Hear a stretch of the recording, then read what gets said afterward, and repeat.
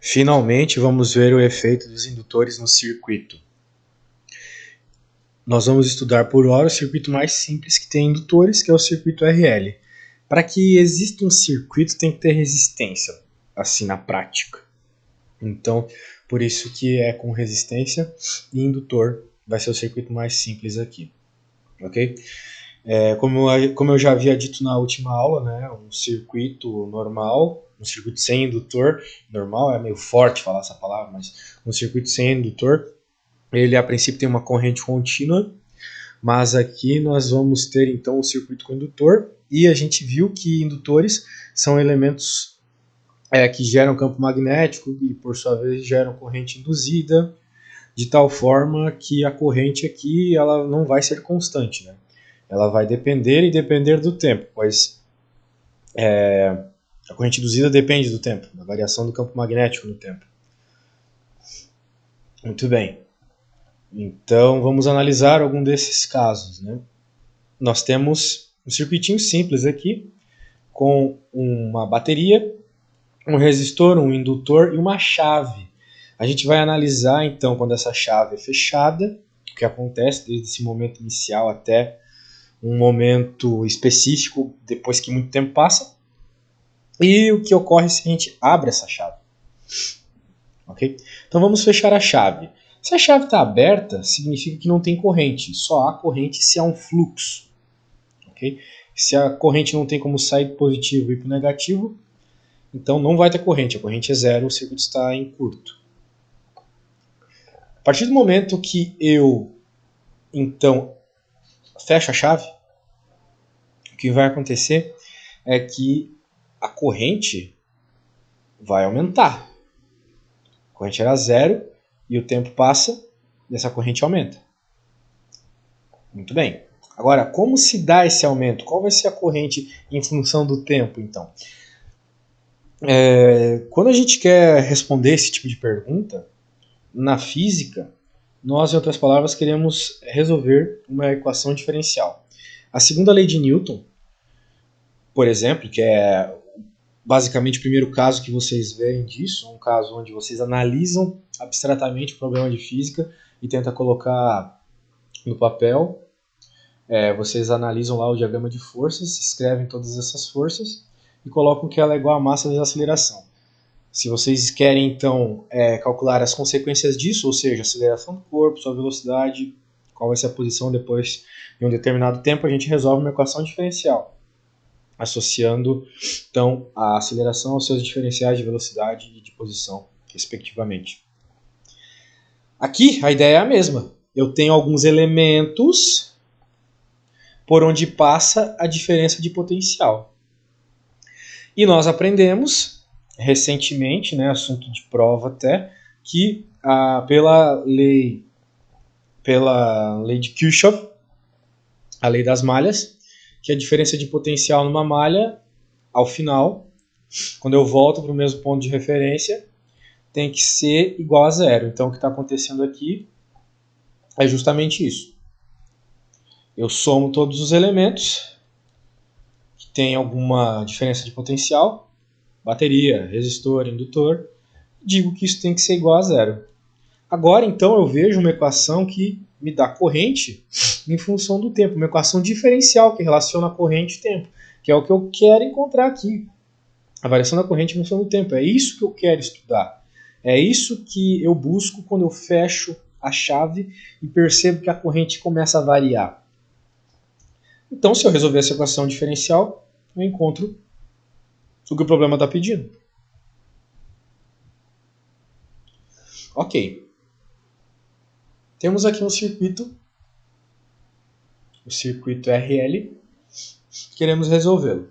Eu ajeito essa equação diferencial da forma mais apropriada. Eu acredito que a forma mais apropriada seja por separação de variáveis, né? Tudo que é I de um lado, tudo que é T do outro. Eventualmente sai um ln aqui, porque fica DI sobre I. Elevo E dos dois lados, chego nessa expressão aqui. Resolução de equação diferencial tranquila, né, pessoal? Segunda aula de curso de equações diferenciais é a substituição simples. Então tá. Vejam só a expressão que a gente encontra, então, para a corrente aumentando em função do tempo. Essa equação, então, é uma equação exponencial, né? Observem ela. Corrente em função do tempo, então, é uma corrente máxima que multiplica 1 menos um termo exponencial. Então, esse termo exponencial ele vai ficando cada vez menor com o passar do tempo, até que no infinito ele seja igual a zero e a corrente do meu circuito, então, fique constante num determinado valor. O que está acontecendo aqui na prática, né? Vamos lembrar as características de um indutor à luz da lei de Faraday. A corrente passa, vai passando por esse indutor. Inicialmente ela tem uma variação abrupta, porque eu fecho a chave e começa a passar corrente. Era zero, começou a passar alguma coisa. Então o indutor ele gera um campo magnético, porque há uma variação de corrente no tempo. Só que essa corrente vai aumentando e com o passar do tempo ela aumenta cada vez mais. Vamos dizer assim, os efeitos de indução vão se neutralizando até o ponto que eu chego numa corrente máxima. E essa corrente máxima é um valor máximo, portanto constante, ela não vai mudar. E a hora que eu chego então neste valor constante de corrente, eu não tenho mais uma variação de campo magnético no tempo. Porque, bem, a corrente parou de variar, que era o que estava criando o campo magnético, então o campo também para de variar. Sendo assim, o indutor para de fazer o seu serviço, né? De captar essa variação de campo magnético, afinal não tem mais variação. E ele acaba então atuando como se fosse um fio, como se fosse mais uma partezinha de fio aqui desse circuito. Então, o indutor ele só tem seu efeito enquanto a corrente varia. Não está variando mais, parou de funcionar como um indutor, começa a funcionar como um fio. Então é curioso como o indutor ele funciona de tal forma como um freio para a corrente, né? Porque nós vimos até agora que, bem, se um circuito... A gente recebe um circuito já com a chave fechada, né? Mas se o circuito não tivesse indutor, era justamente isso que ia acontecer. A corrente instantaneamente chegaria ao seu valor máximo. Mas o indutor aqui está freando esse efeito. Então a ideia de colocar um indutor no circuito é isso, né?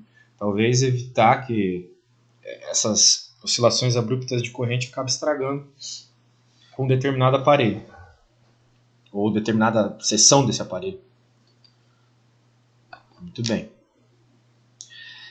Veja que essa equação aqui ela tem este elemento tal que não aparece na equação diferencial em si, mas apareceu aqui no final. Ele é uma definição.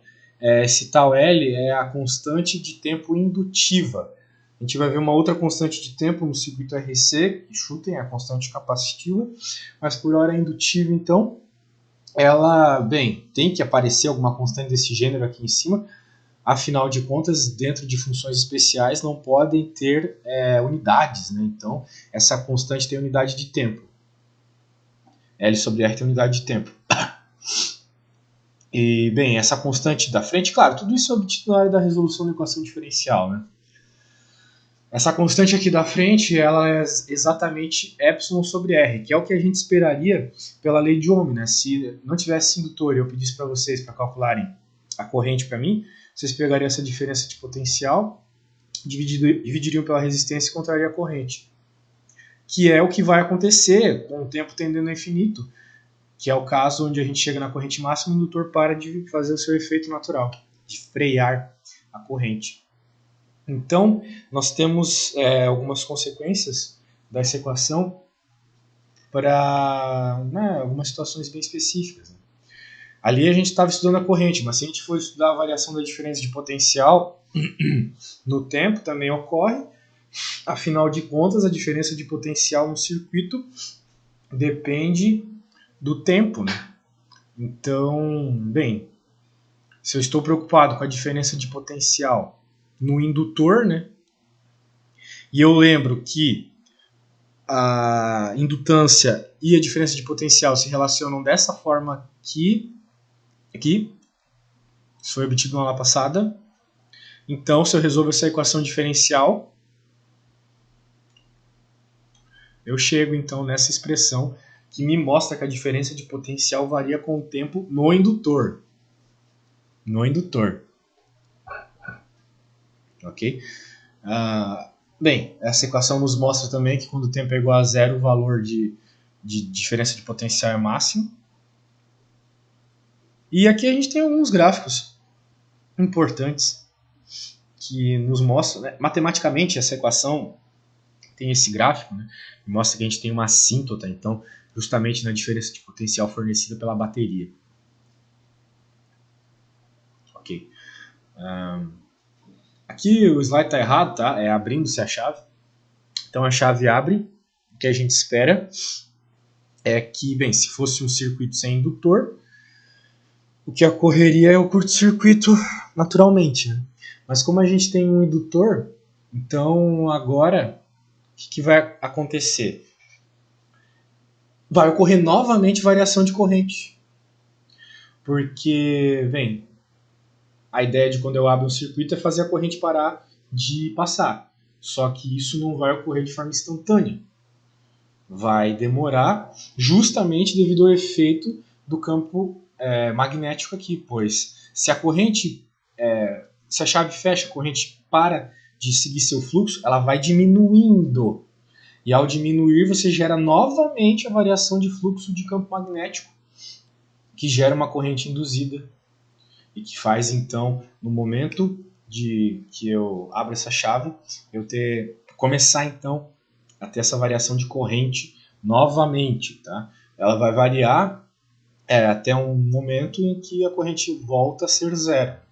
Então, o que acontece aqui bem, eu não tenho mais o meu epsilon aqui nessa equação, mas isso não importa, na verdade, poderia ter. A grande questão é que, bem, se eu abro então a chave, né, eu vou ter esses dois elementos iguais a zero. E agora, a hora que eu for resolver o problema, eu encontro então que novamente, né, separação de variáveis, tranquilo.